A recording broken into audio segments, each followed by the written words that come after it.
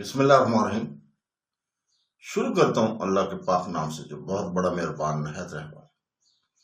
دوستو، بہنوں، بھائیوں، بزرگوں، السلام علیکم ورحمۃ اللہ وبرکاتہ۔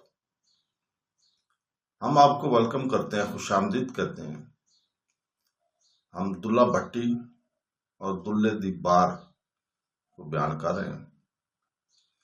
دوستو، جیسا کہ آپ کو معلوم ہی ہوگا کہ مغلوں کے ابتدائی دور تک تو بار کے اس علاقے میں حالات پرسکون رہے، لیکن 16ویں صدی کے وسط تک تخت دہلی کے کمزور ہو جانے کے وجہ سے تمام برصغیر انتشار اور چھوٹی چھوٹی خود مختار ریاستوں میں تقسیم ہو چکا تھا، جو کہ ریاستوں کے باہمی نفاق کی وجہ سے مغل حملہ آوروں کی یلغار کا باعث بنا۔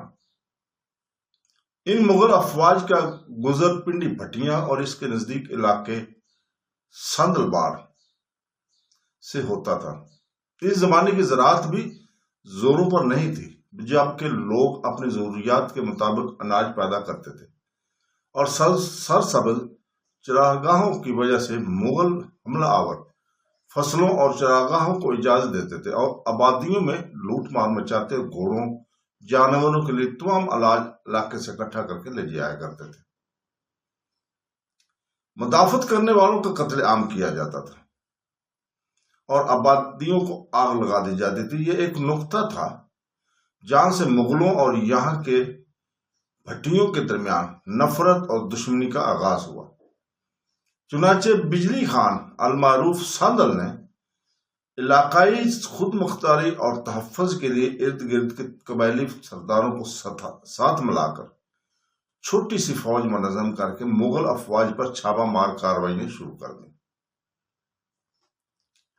یوں بجلی خان ساندل اور اس کے بیٹے فرید خان کی بہادری اور شجاعت کا ڈنکا پورے علاقے میں بجنے لگا۔ چنانچہ آس پاس کے راجے اور سردار اس کی ماتحتی میں آنے لگے۔ پانی پت کی دوسری لڑائی سے پہلے مغل انتہائی افراتفری کے شکار اور کمزور پوزیشن اور مایوسی کی حالت میں تھے۔ بابر کو صرف 4 سال تخت نصیب ہوا۔ ہمایوں کو 15 سالہ جلا وطنی کے بعد صرف 6 ماہ تخت دہلی نصیب ہوا۔ ہمایوں کی 6 ماہ بادشاہت کے دوران اکبر مشرقی پنجاب کا بیرام خان کی نگرانی میں 23 جولائی سن 1555 13 فروری 1556 گورنر رہا۔ اکبر نے پنجاب کے گورنری کے دوران انتہائی بہادر اور تجربہ کار جنرلوں کی سرکردگی میں اپنی فوجی مہم مغربی پنجاب سندل بار اکتوبر میں روانہ کی۔ مغلوں اور بھٹیوں اور ان کے حلیفوں کے درمیان گھمسان کران پڑا۔ مغلوں کو فتح ہوئی اور قلعہ فرید، موجودہ جگہ قلعہ چاہ، پنڈی بھٹیاں کو تباہ کر دیا گیا۔ اس دور میں زخمی ساندل اور اس کے بیٹے فرید خان بھٹی کو شاہی قلعہ لاہور میں پیش کیا گیا، مگر مغل فوج کو اناج کی فراہمی، خراج کی ادائیگی اور اطاعت قبول کرنے سے ان دونوں باپ بیٹوں نے انکار کر دیا۔ چنانچہ ان کو باغی قرار دے کر تختہ دار پر لٹکا دیا گیا، مطلب پھانسی دے دی گئی۔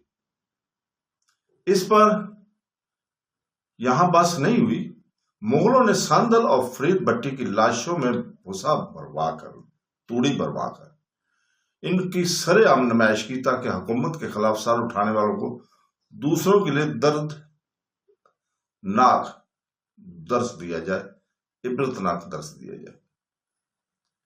جب یہ خبر ساندل کے علاقے میں پہنچی تو بجلی خان ساندل کا پوتا اور فرید کا بیٹا عبداللہ اور عبداللہ بھٹی ابھی بچہ تھا،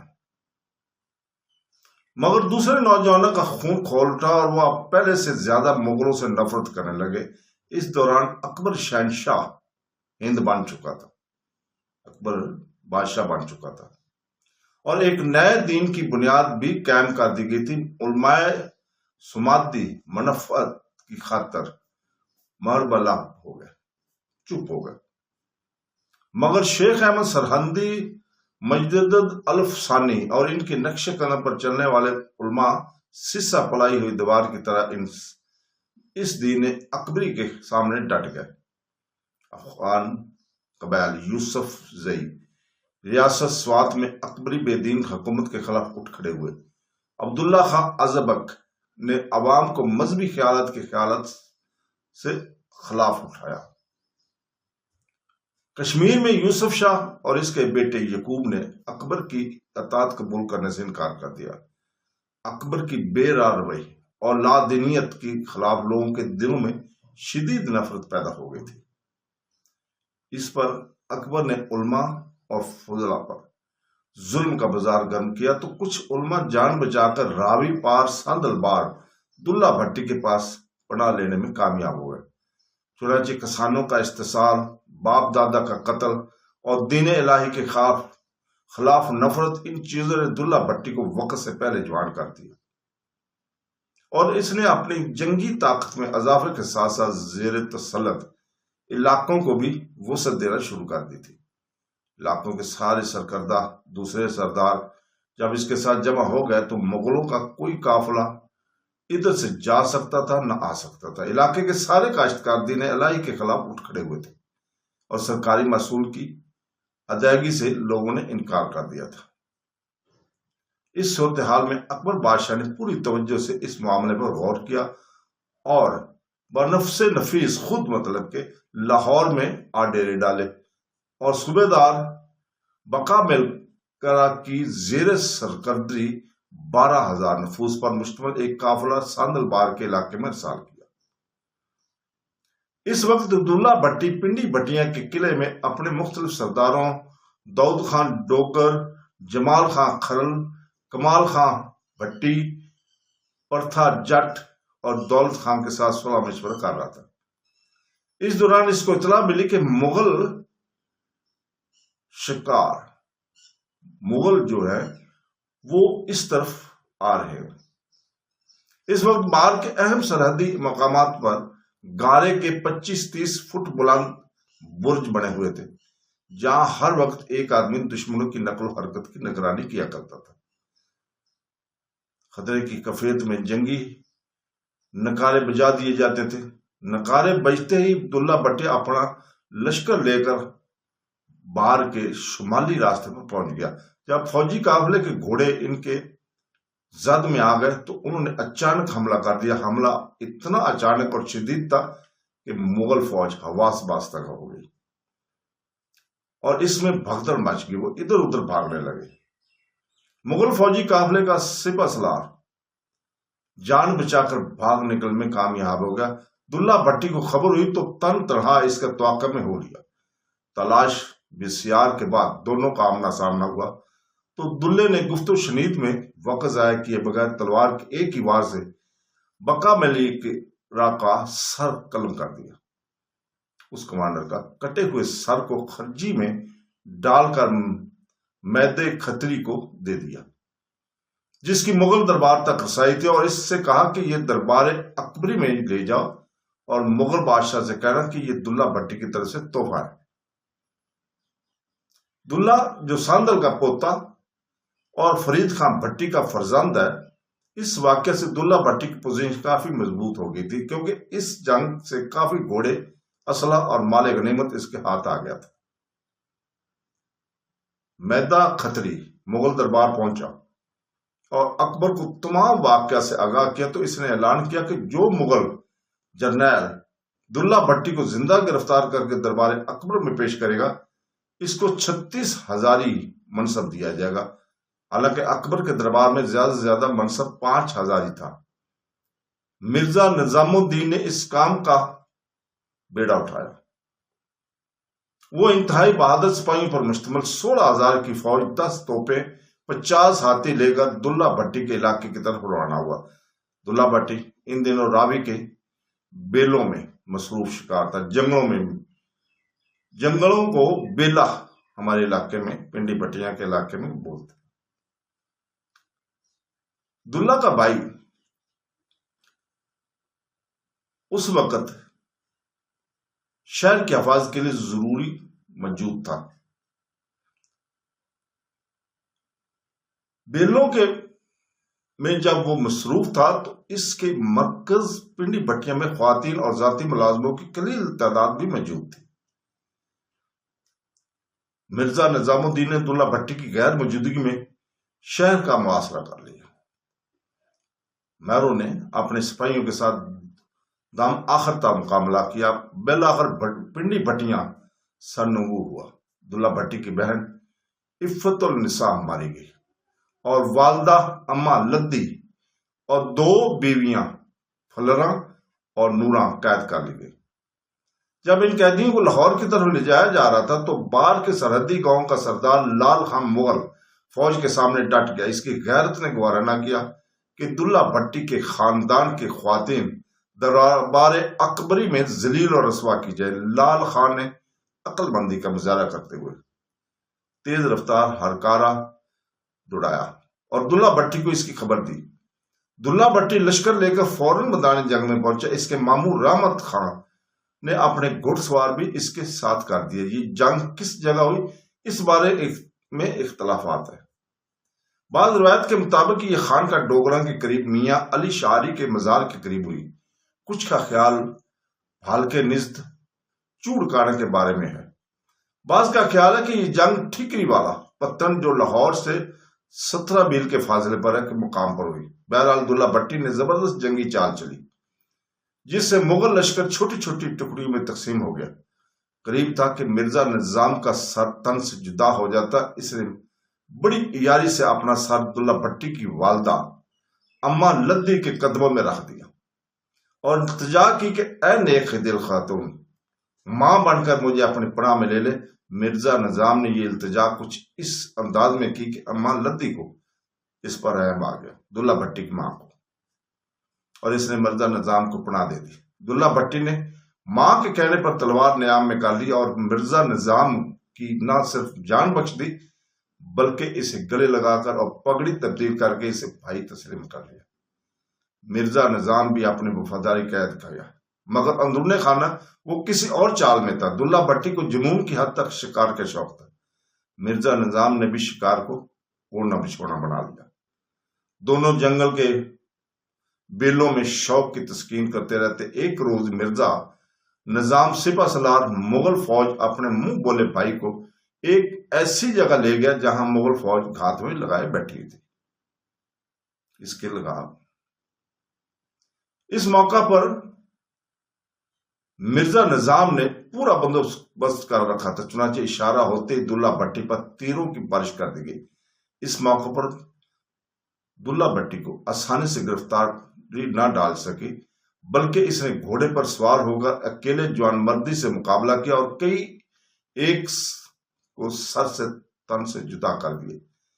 بالآخر اسے گرفتار کر لیا گیا۔ یہ پہلا موقع تھا جب اسے باغی کو گرفتار کیا جا سکا، حالانکہ اس سے قبل اس کی سرکوبی کے لیے حافظ آباد میں ایک قلعہ تک تعمیر ہوا۔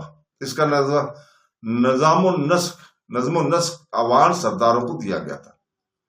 اس دور میں قلعے کو گڑھی کے نام سے پکارا جاتا تھا، اس لیے اس قلعے کا نام بھی گڑھی عوان تھا۔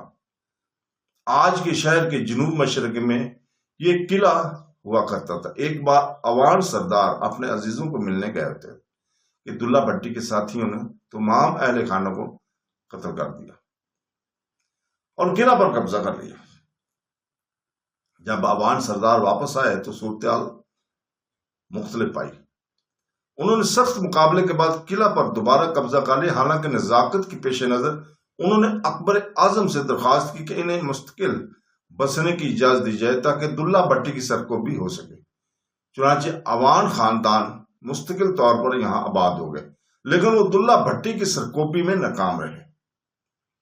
اب مرزا نظام الدین کی چال سے عبداللہ بھٹی کو گرفتار کر کے دربار اکبری لایا گیا تو عبداللہ بھٹی کا دربار میں سر جھکانے کے لیے دربار کے تمام راستے بند کر دیے گئے اور ایک چھوٹی سی تنگ کھڑکی سے گزرنے کا راستہ بنایا گیا، مگر اس نے کھڑکی سے اپنا سر گزارنے کی بجائے جست لگا کر پہلے پاؤں داخل کیے اور بعد میں اپنا سر۔ اس کے بعد عبداللہ بھٹی کو اطاعت پر مجبور کیا گیا مگر اس نے انکار کر دیا، تب اسے شاہی قید خانے میں ڈال دیا گیا۔ کچھ عرصہ بعد ولی عہد شہزادہ جہانگیر کو عبداللہ بھٹی سے گفت و شنید کے لیے بھیجا گیا، مگر یہ بات چیت ناکام ہوئی۔ چنانچہ عبداللہ بھٹی پر بغاوت کا الزام لگا کر مقدمہ قاضی القزاد کے سپرد کر دیا گیا۔ بالآخر اسے تختہ دار پر لٹکا دینے کا حکم ہو گیا۔ اس موقع پر عبداللہ بھٹی نے اکبر اعظم کو سر عام ننگی شرمناک گالیوں سے نوازا۔ چنانچہ 26 مارچ سن 1599 کو محلہ نخاس موجودہ لنڈا بازار کے قریب 9 لکھا بازار میں عبداللہ بھٹی کو سولی پر لٹکا دیا۔ ادھر عبداللہ بھٹی کو سولی پر لٹکایا گیا، ادھر لاہور کے مشہور صوفی شاہ حسین نے جھوم جھوم کر رقص کا آغاز کیا اور اسے اشعار پڑھتا رہا جو تا قیامت اصناف سخر میں سنگ میل کا مقام رکھتے ہیں۔ اس کا کہنا تھا، یا دلدار سے پیار کر یا سر کو عزیز رکھ، تیرے سامنے لبوں کی سرخی جلوہ دکھا رہی ہے، اسے حاصل کرنے کی خاطر سولی پر جھول جا، یار خود مل جائے گا۔ یہ شاہ حسین کی کافی تھی۔ شاہ حسین عبداللہ بھٹی اور شیخ بہلول دریائی، جن کا مزار پنڈی بھٹیاں کے نواب میں ہے، ایک تکون تھی جو اکبر کے دین الہی کے خلاف تھی۔ شاہ حسین کو اس موقع پر کوتوال نے برا بھلا کہا اور دھتکارا، اوے جادوگر، تو سمجھتا ہے کہ میں تیرے چمتکار سے مرعوب ہو جاؤں گا؟ میں تیری پیٹھ میں لوہے کی میخ ٹھوک دوں گا۔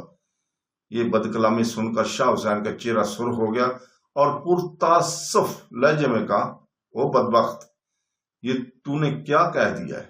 تو نے اپنی سزا کا خود اعلان کر دیا۔ پہلے عرض کر چکے ہیں کہ عبداللہ بھٹی نے بھرے بازار میں مغل اعظم کو کھری کھری سنائی تھی۔ شہنشاہ اکبر نے جرم وفاق کی پاداش میں اسے دار کے حوالے کرنے کے ساتھ یہ ہدایت بھی جاری فرمائی تھی کہ مصلوب ہونے اور کیے جانے کی مکمل روایات تحریر اور دربار اکبری میں پیش کی جائے۔ کوتوال شہر کی بدبخت تھی کہ اس نے ساری روایات منو ان، ایک ایک گالی، ایک ایک الزام، شاہ کا ایک ایک گناہ، جو کچھ عبداللہ بھٹی کی زبان سے ادا ہوا، لکھ کر دربار اکبری میں پیش کر دیا تھا۔ یہ خرافات کا پرندہ بھرے دربار میں پڑھ کر سنایا گیا تو درباریوں کے سر شرم سے جھک گئے۔ اکبر بادشاہ اچھل کر کھڑا ہو گیا۔ اس ناہنجار کی یہ جرت، یہ ہمت، حکم دیا گیا کہ اس ناہنجار کو کوتوال کو پیٹھ میں ابھی اسی وقت لوہے کی میخ ٹھوک کر دنیا کو عبرت حاصل ہو اور ہر پر ہر سانس لوگ جلال اکبری کو یاد رکھیں۔ فرمان شاہی پر حرف بحرف عمل کیا گیا۔ شاہ حسین نے کہا تھا، بدبخت، تو نے اپنی سزا کا خود اعلان کر دیا، اب کچھ نہیں ہو سکتا۔ عبداللہ بھٹی کی موت کے بعد پنڈی بھٹیاں اور گرد و نواح کا پورا علاقہ دلے کی بار سے مشہور ہوا۔ بھٹیوں کی علاقائی خود مختاری کے خاتمہ کے بعد بار کے علاقے کو مختلف گنوں کے تحت تقسیم کیا گیا، مختلف ذاتوں میں تقسیم کیا گیا۔ مغلوں کے اس عہد میں موجودہ ڈویژن گجرانوالہ کے پورے علاقے میں ایمن آباد اور حافظ آباد ہی اہم مقام تھے۔ بعد میں سودرا، سہو مالی، بچہ چٹھا اور شیخو پرا بھی نئے ان علاقوں کے طور پر سامنے آئے۔ وزیر آباد اور گجرانوالہ کوئی خاص مقام نہیں رکھتے تھے، بلکہ گجرانوالہ پر گنا ایمن آباد اور وزیر آباد پر گنا سودرا بھی شامل تھے۔ اسی طرح پنڈی بھٹیاں، جلال پور بھٹیاں، رسول پور، تالڑ، سکھے کی وغیرہ کے علاقے جات حافظ آباد پر میں شامل تھے۔ علاقے سے ٹیکس کی وصولیابی کے لیے جو افسر مقرر تھا، اس کا صدر دفتر بھی حافظ آباد میں ہی موجود تھا۔ وہ ہر سال ان علاقوں کی حدود کے مالی حسابات مرکز کو ارسال کیا کرتا تھا۔ آئین اکبری کے مطابق اکبر بادشاہ کے دور حکومت میں حافظ آباد کے علاقے پر 11,03,700 روپیہ سالانہ آمدنی ہوا کرتی تھی۔ علاوہ ازیں عوام کے باہمی جھگڑوں اور مقدمات کا فیصلہ کرنے کے لیے حافظ آباد کے علاقے میں ایک قاضی بھی مقرر تھا۔ البتہ ایک قاضی کوٹ جلال پور میں بھی قائم کی گئی تھی۔ یہاں شاہ جہاں کے عہد میں قاضی خاندان کے نور حسین اور اورنگزیب کے عہد میں جمیل حسین قاضی کے فرائض انجام دیا کرتے تھے۔ یہ قاضی اس زمانے میں بازاروں کے نرخ کی تصدیق بھی کیا کرتے تھے۔ اس زمانے کے مقامی معاشرے کی تنظیم اور معاشی حالات میں زیادہ مقدمہ بازی کی گنجائش بھی نہیں تھی، کیونکہ اکثر اوقات برادری، خاندان اور قبیلے کے بڑے فیصلے طلب مسائل کو خود طے کر لیا کرتے تھے، اور دیوانی معاملات میں مقدمہ بازی کی گنجائش بہت کم رہ جاتی تھی۔ اس طرح بار کے علاقے سے جلال پور حافظ آباد کے قاضی کے پاس صرف وہی مقدمات جاتے تھے جن کو برادری کی بزرگ طے کرنے میں ناکام ہو جاتے تھے۔ تو دوستوں، بہنوں، بھائیوں، بزرگوں، ہم یہیں پہ رکتے ہیں۔ اگلی قسط انشاءاللہ تعالی اگلے سنڈے کو، اگلے اتوار کو دن 11 بجے اسی وقت ہم اپنے اسی چینل سے پیش کریں گے آپ کے سامنے۔ اس وقت تک کے لیے اجازت چاہتے ہیں۔ اللہ حافظ۔